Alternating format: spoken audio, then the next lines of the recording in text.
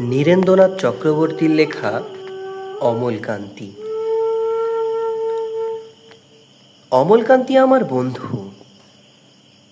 স্কুলে আমরা একই সঙ্গে পড়তাম। রোজ দেরি করে ক্লাসে আসতো, পড়া পারতো না। শব্দরূপ জিজ্ঞেস করলে এমন অবাক হয়ে জানালার দিকে তাকিয়ে থাকতো যেন দেখে ভারী কষ্ট হতো আমাদের। আমরা কেউ মাস্টার হতে চেয়েছিলাম, কেউ ডাক্তার, কেউ উকিল। অমলকান্তি সে এসব কিছু হতে চায়নি। সে রোদ্দুর হতে চেয়েছিল।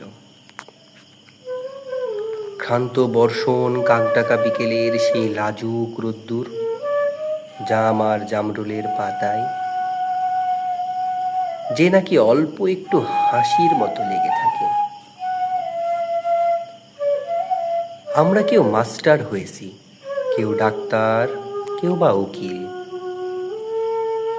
অমলকান্তি রোদ্দুর হতে পারেনি। সে এখন অন্ধকার একটি ছাপাখানায় কাজ করে।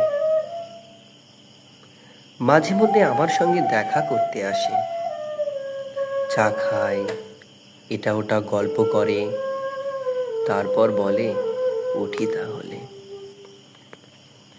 আমি ওকে দরজা পর্যন্ত এগিয়ে দিয়ে আসি। আমাদের মধ্যে যে এখন মাস্টারি করে, অনায়াসে সে ডাক্তার হতে পারত। যে ডাক্তার হতে চেয়েছিল, উকিল হলে তার এমন কিছু ক্ষতি হতো না। অথচ সকলেরই ইচ্ছে পূরণ হলো, এক অমলকান্তি ছাড়া।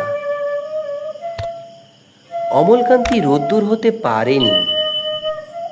সেই অমলকান্তি রোদ্দুরের কথা ভাবতে ভাবতে ভাবতে ভাবতে যে একদিন রোদ্দুর হতে চেয়েছিল,